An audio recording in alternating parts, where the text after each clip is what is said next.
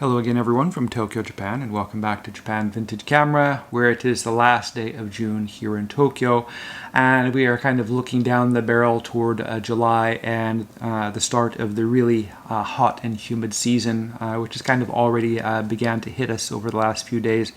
I really love living in Japan and Tokyo, but I'm not really a fan of the July and August season because it can get really miserable here.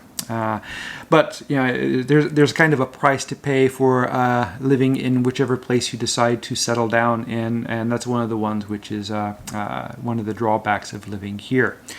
I realized that I've been living in Japan and Tokyo for quite a while when I received this notice in the mail, and it's not the kind of notice that a lot of people might pay attention to or even care about, but what this is an invitation to apply for a spot at Aoyama Cemetery, which is a famous cemetery and is located quite near where I live. And if I look over my right shoulder out the window, I can see it down just a short distance away.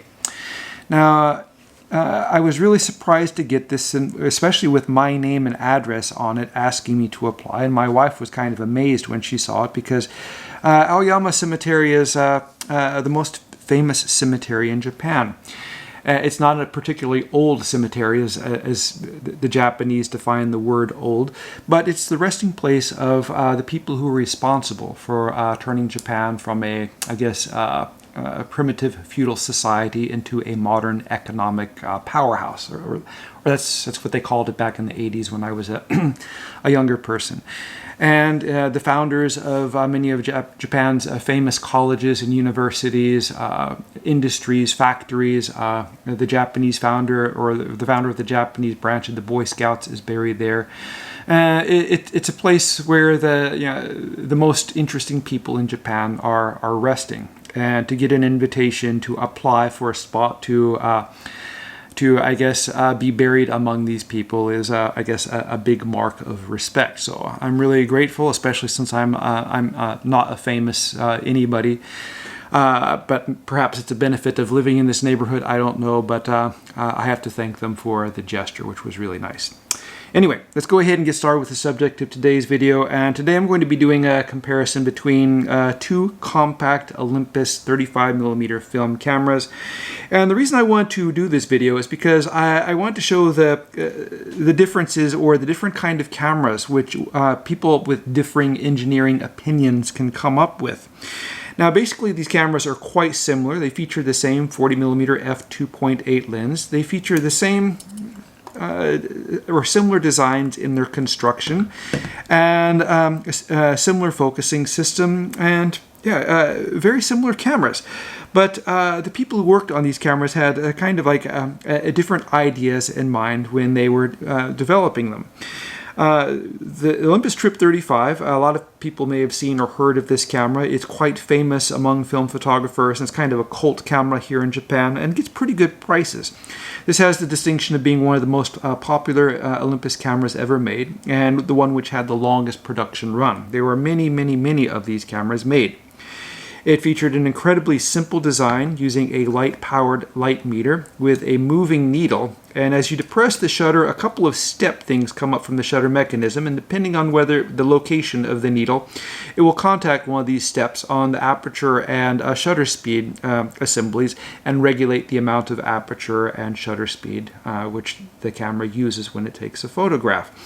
It's a very simple system, and it's very rudimentary, but it makes a simple camera which requires no batteries, and with this very good 40mm lens, it can take excellent photographs.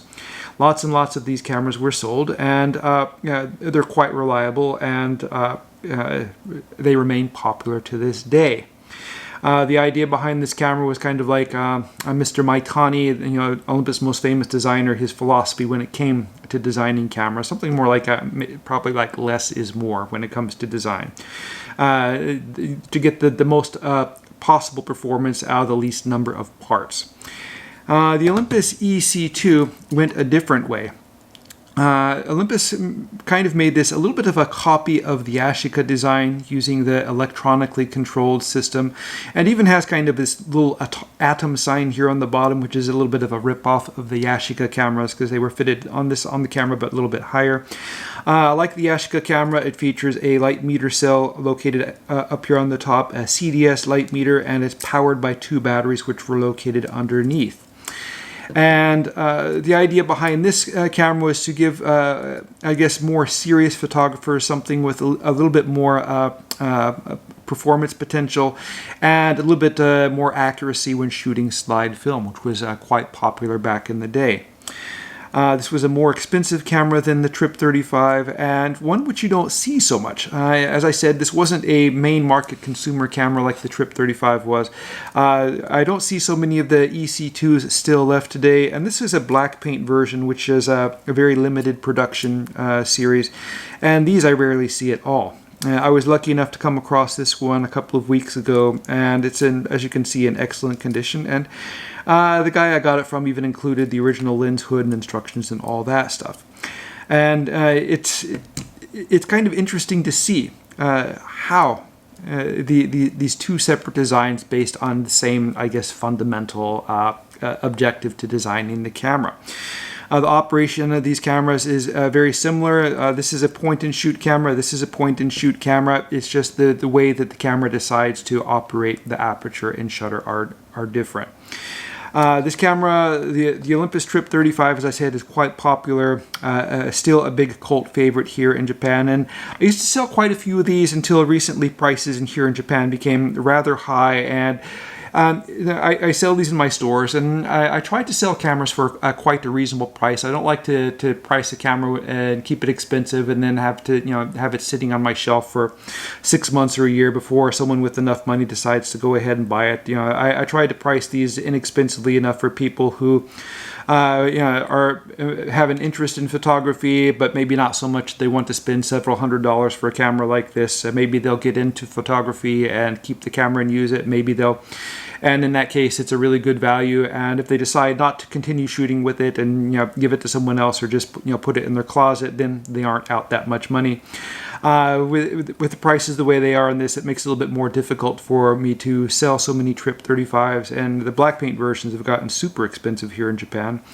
But I was lucky enough to come across this one with a lot of other cameras, and so finally I have another one of these available in my stores.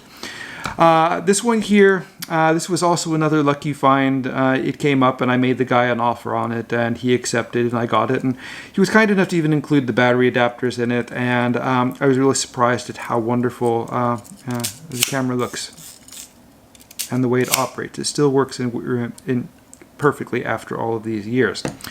If you look at the top of the cameras, I'm going to show some of the differences here. The Olympus Trip 35 is a little bit more conventional with the film rewind lever on the top, whereas the EC2 has this pop-out rewind thing on the bottom. The shutter operation and film winding is very similar. They have the same plastic dial on the back, which Olympus introduced in the 1950s for their old pin camera. This camera features a red flag which pops up, and I don't know, maybe if I put the cover up here,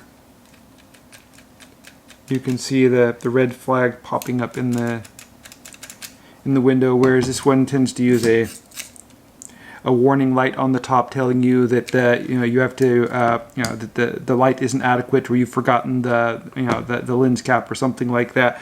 So 2 completely different approaches which offer the same benefit. On the back here we have the viewfinder eyepieces, and I have to give it the advantage to the EC2. It has a larger viewfinder eyepiece which allows people for glasses to use it a little bit more easily. Both cameras have the same system where you can see the focusing scale inside the viewfinder, which is a wonderful feature, and both feature hot shoes for adding an electronic flash.